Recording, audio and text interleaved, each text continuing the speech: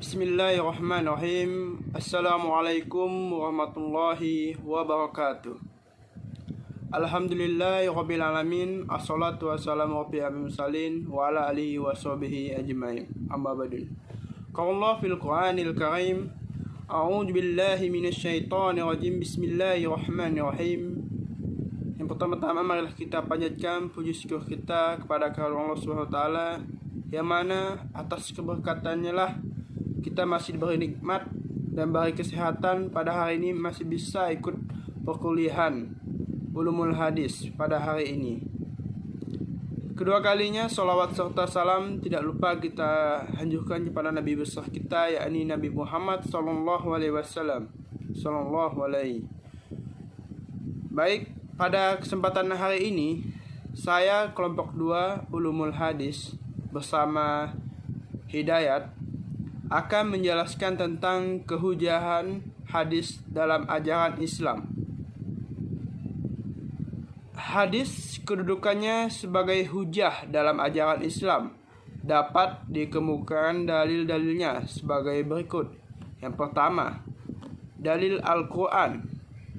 Banyak ayat Al-Quran yang menjelaskan tentang kewajiban untuk berteguh beriman kepada Allah Subhanahu wa taala dan Rasulnya. Imam kepada Rasul sallallahu alaihi wasallam sebagai utusan Allah Subhanahu wa taala merupakan satu keharusan dan sekaligus kebutuhan setiap individu. Dengan demikian, Allah Subhanahu wa taala merupakan satu keharusan dan sekaligus kebutuhan kita. Dengan demikian, Allah memperkokoh dan memperbaiki keadaan mereka. Hal ini dijelaskan dalam Quran surah Al-Imran ayat 3 surah ke-17. Selain itu, Allah SWT memerintahkan umat Islam agar percaya kepada Rasulullah, juga menyerukan agar mentaati segala bentuk maupun larangan, tuntunan taat dan patuh kepada Rasulullah. Ini sama halnya tuntunan taat ini patuh kepada Allah SWT. Banyak ayat Al-Quran yang berkaitan dengan masalah ini. Antara lain firman Allah SWT, katakanlah, taatilah Allah dan Rasulnya. Jika kamu berpaling, maka sungguhnya Allah tidak menyukai orang yang kafir. Bahwa bentuk ketaatan kepada Allah adalah dengan mematuhi petunjuk Al-Quran, sedang bentuk ketaatan kepada Rasulullah SAW adalah dengan mengikuti sunnah beliau. Quran surah An-Nisa, barang siapa yang mentaati Rasul itu sungguhnya ia telah mentaati Allah, dan barang siapa yang berpaling dari ketaatan itu maka kami telah mengutusmu untuk menjadi pelihara bagi mereka. Merupakan salah satu tokoh ukur kepatuhan seorang kepada Allah Subhanahu wa taala. Yang B, selanjutnya, selain berdasarkan ayat-ayat Al-Quran di atas, kedudukan sunnah ini juga dapat dilihat melalui sunnah-sunnah Rasulullah itu sendiri. Banyak sunnah yang menggambarkan hal ini dan menunjukkan perlunya ketaatan kepada perintahnya. Dalam salah satu pesannya berkenaan dengan keharusan menjadikan sunnah sebagai pedoman hidup selain Al-Quran dan Rasulnya.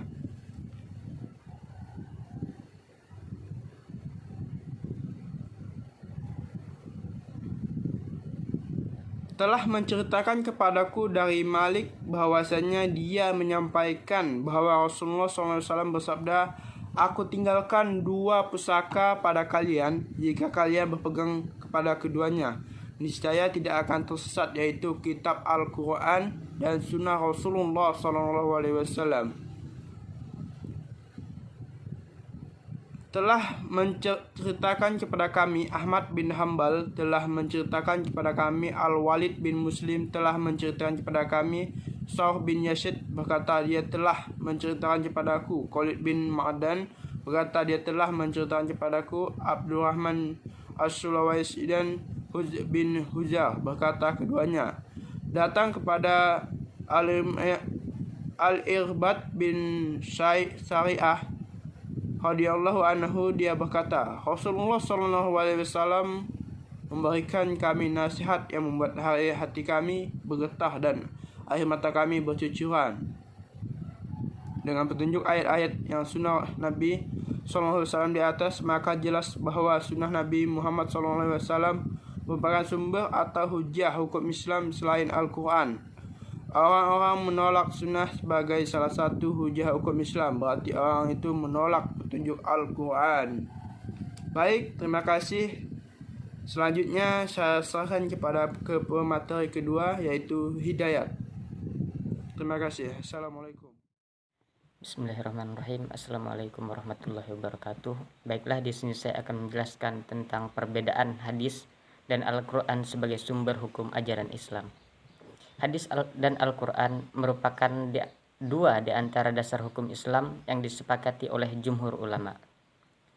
Adapun di antara kedua tersebut terdapat beberapa perbedaan yang mendasar. Baiklah, perbedaan yang pertama adalah berdasarkan pengertiannya. Secara umum, Al-Quran diartikan sebagai firman Allah Subhanahu wa Ta'ala yang diwahyukan kepada Rasulullah SAW melalui malaikat Jibril sebagai pedoman dan petunjuk hidup manusia. Sedangkan hadis secara umum diartikan sebagai segala ucapan, perbuatan, ketetapan Rasulullah SAW. Lalu perbedaan yang kedua adalah berdasarkan redaksinya. Al-Quran merupakan firman Allah Subhanahu wa Ta'ala, dan karena itu redaksinya pun disusun langsung oleh Allah Subhanahu wa Ta'ala. Adapun malaikat Jibril hanya bertugas sebagai menyampaikan wahyu tersebut kepada Rasulullah SAW. Adapun hadis, redaksinya berbeda-beda. Antara satu hadis dengan hadis yang lain disampaikan melalui hafalan para sahabat Nabi Muhammad SAW, dan bukan ditulis. Lalu perbedaan yang ketiga adalah berdasarkan nisbatnya. Al-Quran hanya dinisbatkan kepada Allah Subhanahu wa Ta'ala semata dan tidak pada hal lain. Istilah yang digunakan adalah Allah Subhanahu wa Ta'ala berfirman. Adapun hadis diriwayatkan Nabi dengan disandarkan kepada Allah yang bersifat insya'i atau diadakan. Misalnya, dari Abu Hurairah radhiyallahu anhu berkata, Rasulullah SAW bersabda, Allah berfirman. Lalu perbedaan yang keempat adalah berdasarkan kemukjizatannya. Al-Quran merupakan mukjizat, baik lafaz maupun maknanya. Adapun hadis bukanlah merupakan mukjizat. Lalu perbedaan yang kelima adalah berdasarkan lafaz dan maknanya. Lafaz dan makna Al-Quran berasal dari Allah Subhanahu wa Ta'ala. Adapun hadis, lafaznya berdasar dari Nabi Muhammad, tetapi maknanya berasal dari Allah Subhanahu wa Ta'ala. Lalu perbedaan yang keenam adalah berdasarkan nilai membacanya. Al-Quran sebagai kitab umat muslim wajib dibaca pada saat sholat fardu atau sholat wajib maupun macam-macam sholat sunnah. Selain itu, Al-Quran juga wajib dibaca di luar sholat sebagai ibadah. Adapun hadis, membacanya tidaklah dinilai sebagai ibadah dan dilarang untuk dibaca ketika sholat. Lalu perbedaan yang ketujuh berdasarkan kepastian isinya. Kepastian seluruh isi Al-Quran bersifat mutlak karena dinukilkan secara mutawatir. Hal ini berbeda dengan hadis, di mana kepastian isinya tidaklah mutlak karena perawinya pada tiap tingkatan-tingkatan sanadnya. Maka dari itu sering didapati hadis yang sifatnya sahih, hasan ataupun dhaif. Perbedaan yang terakhir yaitu perbedaan yang ke-8 adalah berdasarkan tujuan dan fungsinya. Sebagai sumber dari segala sumber hukum Islam, fungsi Al-Quran dalam kehidupan atau fungsi Al-Quran bagi umat manusia diantaranya sebagai berikut. Yang pertama, pedoman dan petunjuk bagi manusia. Yang kedua, pembenaran atau penyempurnaan kitab-kitab terdahulu. Yang ketiga, salah satu mukjizat Nabi Muhammad SAW. Yang keempat, membimbing bagi manusia menuju keselamatan dan kebahagiaan. Lalu yang keempat, pelajaran dan penerang kehidupan. Adapun fungsi hadis terhadap Al-Quran ataupun fungsi hadis dalam Islam adalah sebagai berikut ini. Yang pertama yaitu menguatkan maksud redaksi wahyu dalam Al-Quran dan bayan takrir. Yang kedua, menjelaskan atau menafsirkan redaksi Al-Quran atau bayan tafsir. Lalu yang ketiga, menetapkan hukum yang tidak terdapat di dalam Al-Quran atau bayan tasyir atau bayan tasyri. Jadi cukup sekian yang dapat saya sampaikan, kurang dan lebihnya saya mohon maaf. Wabillahi taufik wal hidayah. Assalamualaikum warahmatullahi wabarakatuh.